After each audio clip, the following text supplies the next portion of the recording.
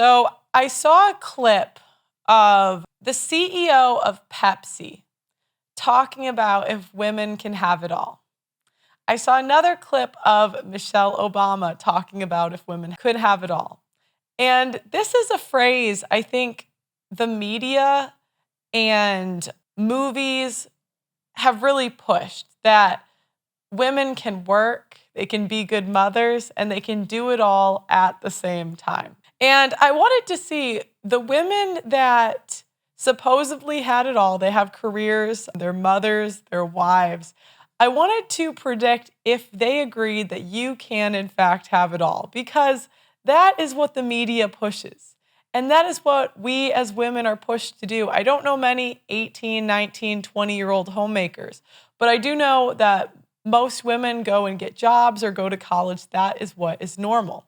And what they don't tell you is life is about choices and trade-offs. So I wanted to start by showing this video of the CEO of Pepsi talking about if she thinks women can have it all. I don't think women can have it all. I just don't think so. We pretend we have it all. You know, my husband and I married for 34 years, and we have 2 daughters.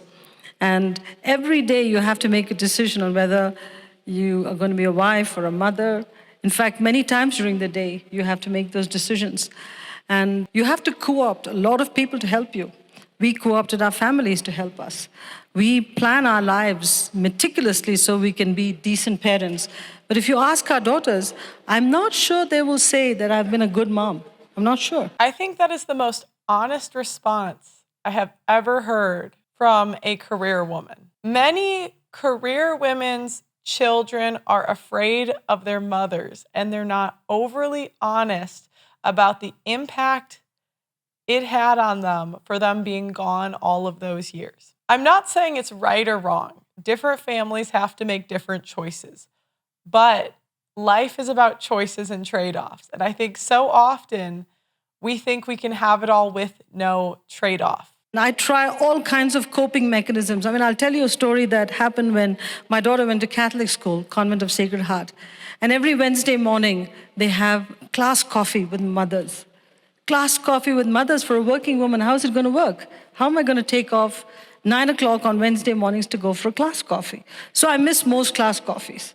My daughter would come home and she'd say, list of all the mothers that were there, and you were not their mom. First few times, I would die with guilt. But I developed coping mechanisms. I called the school and I said, give me a list of mothers who were not there. So when she came home in the evening, she'd say, you were not there, you were not there. I said, Mrs. Rag wasn't there, Mrs. So-and-so wasn't there. So I'm not the only bad mother. You have to cope because you die with guilt. You just die with guilt. My observation, David, is that... See, this is what we talk about. This is the example of a woman that is more on the selfish side in a selfless role. And it's not necessarily that she's a bad person or even would be a bad mother. It's that the circumstances she chose in life didn't give her the time to put her family first. And her kids are the ones who suffer. The biological clock and the career clock are in total conflict with each other. Total, complete conflict. When you have to have kids, you have to build your career. Just as you're rising to middle management, your kids need you because they're teenagers, they need you for the teenage years. And that's the time your husband becomes a teenager too.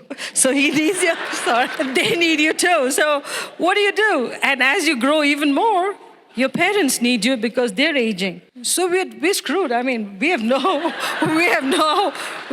cannot have it all. But you know what? Coping mechanisms, train people at work. And this is always what I hear. I guess I don't hear, but I see it constantly. When we put our career first, once we have a family, the kids are the ones who suffer. And this is the CEO of Pepsi telling us that. So if the CEO of Pepsi is saying, I couldn't do it all, and this is probably a woman with a super high IQ, very intelligent. If she could be the CEO of Pepsi, she's probably good with people to some degree and managing things. Who are we? Average women. Train your family to be your extended family. When I'm in PepSico, I travel a lot, and now she's saying I had to push on raising my kids onto my family. So my extended family had to raise my kids for me. when my kids were tiny, especially my second one, we had strict rules on playing Nintendo. She'd call the office. She didn't care whether I was in China or Japan or India, wherever. She'd call the office. The receptionist would pick up the phone. Can I speak to my mommy? Everybody knows if somebody says, can I speak to mommy? It's my daughter. So she'd say, yes, Tara, what can I do for you? I want to play Nintendo. And the receptionist has a set of questions. Have you finished your homework? You know? You see, I say this because that's what it takes. She goes through the questions and she says, okay, you can play Nintendo half an hour. But she leaves me a message. Tara called at 5. This is what the sequence of questions I went through. I've given her permission. So it's seamless parenting. But if you don't do that, I'm serious. If you don't develop mechanisms with your secretaries, with the extended office, with everybody around you, it cannot work. It can't. Motherhood, stay-at-home mothering was a full-time job. Being a CEO of a company is 3 full-time jobs rolled into one. How can you do justice to all? You can't. The person that hurts the most with this whole thing is your spouse. There's no question about it. Raj always says, you know what? And she's being honest. I'm never going to hate on someone that's being honest about the consequences of the choices she made. She's not whining about them. She's just accepting it. But I think it's good that we see, even from top performing women, this is what comes with it. Your list is PepsiCo, PepsiCo, PepsiCo, your 2 kids, our 2 kids, your mom, and then in the bottom of the list is me. There are 2 ways to look at it. You should be happy you're on the list. American women, am I right? Actually, I don't even think she is. But actually, I don't even know if she's American. She might. Anyways, it doesn't matter. But yeah, this is what happens. The husband comes last. And this is why men often feel like a sperm donor in this country. Because they come after her career, after the kids, then comes his needs. He's barely on the list. He should be happy to be there. And they're laughing. Everyone's laughing at this joke because that's how they feel. They're being honest. So don't complain. Just don't complain. He is on the list, very much on the list. That was example number 1. So let me go to the next one. And this is Oprah and Michelle Obama talking about if women can have it all. Here's the question that comes up over and over and over, and we talked a little bit about it, this idea of balance. Is that a false notion for women? Because are we ever going to have it all? I used to say, you can have it all, you just can't have it all at one time. Or is that a false notion? Look, I am always irritated by the "you can have it all" statement. And I grew irritated with that phrase and that expectation the older I got, as you're trying to have it all. Yeah. And you're beat.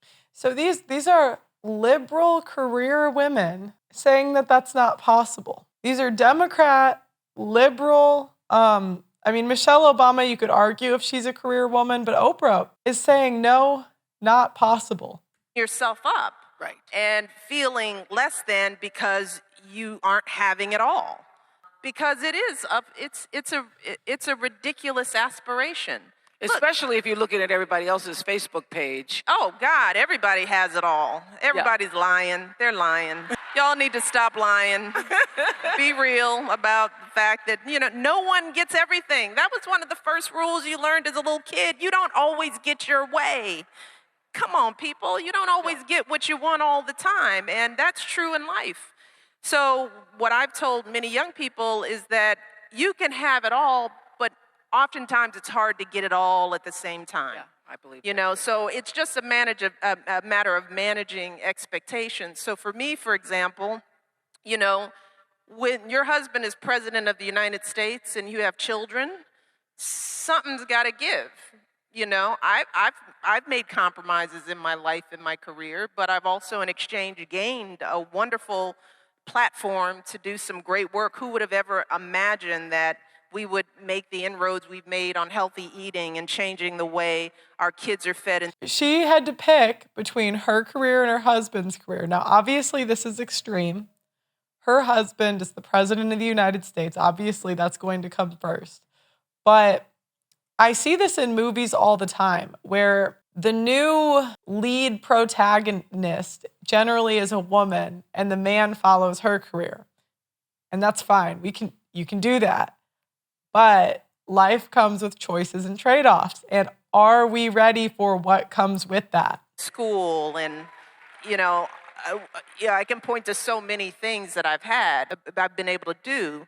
If I want to be heavily involved in my girls' lives, that means that sometimes I have to put some things on the back burner to give them what they need. So it's hard to have it all. But that's where you go back to knowing who you are and knowing that, you know, you're really living through phases. And if you're compromising through one phase of your journey, you're not giving it all up. You're compromising for that phase. There's another phase that's coming up where you might be able to have more of what you thought you wanted. You know, you get to know yourself a little bit more. So no, I don't want young women out there to have the expectation that if they're not having it all, that somehow they're failing. Life is hard, but life is long. If you maintain your health, which is one of the reasons why we talk about health, talk about taking care of yourself, because you want to get to the next phases in life where you can do more of what you want to do at any given time. You want to be wherever you are right now, and just like you say, I'm not through. No. You're not through. Not through. So that's example 2. Now, example 3 came from TikTok a couple of weeks ago. So there is a woman, her name is Kelsey. Her name is Kelsey, and she's the wife of, I forgot his name, but there's a trad wife couple. They make trad wife content or traditional content on Instagram, TikTok, YouTube, and they are very famous. And this couple came from New York. They met in New York, and the woman went to Juilliard, and she was set to be a ballerina. And if you know anything about Juilliard, there is a 5% acceptance rate. You have to be a very, very good ballerina to go to Juilliard. And she was living in New York City, and that was her dream. And then she met a billionaire. And she was willing to, I can't imagine why, right? I can't imagine. But very quickly she said, you know what? I'm okay on the Juilliard stuff. You know what? I'll just have your children. And now they live on a ranch in the middle of nowhere, and they make TikTok content, and she makes everything from scratch. And I want to show you how the women of today react to this. So what they'll do is say that she is somehow abused, coerced into these decisions, when this is the wife of a billionaire family. And somehow the internet took this as she should have gone to Juilliard instead of getting married. And it's interesting because feminists always parade around that it's great for women to have choices. But whenever women make a choice that doesn't go with their narrative, we end up with videos like this. So I'm going to show you guys a essay done by a woman who's like anti-traditional something. I don't know. But I want to show you her take on this whole situation. There was this Times article with this woman called Hannah Nealman, and she has a TikTok account called Ballerina Farm. She also has her own TikTok account called Hannah Nealman. I think she had that TikTok account before the Ballerina Farm one. She is the pinnacle Mormon trad wife. She makes everything from scratch. She's always got children dangling off of her. Daniel really doesn't seem to be about as much, although he pops in and out. Paints this very serene image of this woman who just loves taking care of the family, who makes everything from scratch, who gives her life to her children and her family. Scratching on the surface, this seems like very aspirational content. And when this Times article came out, it then made it quite clear to a lot of different people that maybe, just maybe, her situation isn't exactly as it seems. I will just So this couple invites a New York Times reporter into their home to do an interview. And this New York Times reporter decides to make this into a hit piece about their family. Is that there are a lot of people, number one, saying that she is being controlled, has got her freedom taken away, she is deeply saddened. It's about patriarchy, and it's about feminism, and it's about men trying to take away women's, voices. Argument number two, author of this piece was just dramatizing everything, and actually maybe that was her career, maybe she didn't actually want to do ballet. Maybe she didn't want a different life. It's very possible that she's very, very happy. You guys are making a mountain out of a molehill. That Hannah Nealman is a victim or oppressed based on this article, it's because it was manipulative journalism. And the one thing I will say, which is what I just said a minute ago, their faith comes into this in a very, very, very big way. People who are ex-Mormon, who have, in their own words, left their cult, were basically indoctrinated. These are their words, not mine. They left their husbands, they managed to free themselves, and they are also chiming in on this conversation. This is a woman who is not an autonomous individual, and I've seen women on here. So this is my question. This woman is not an autonomous individual.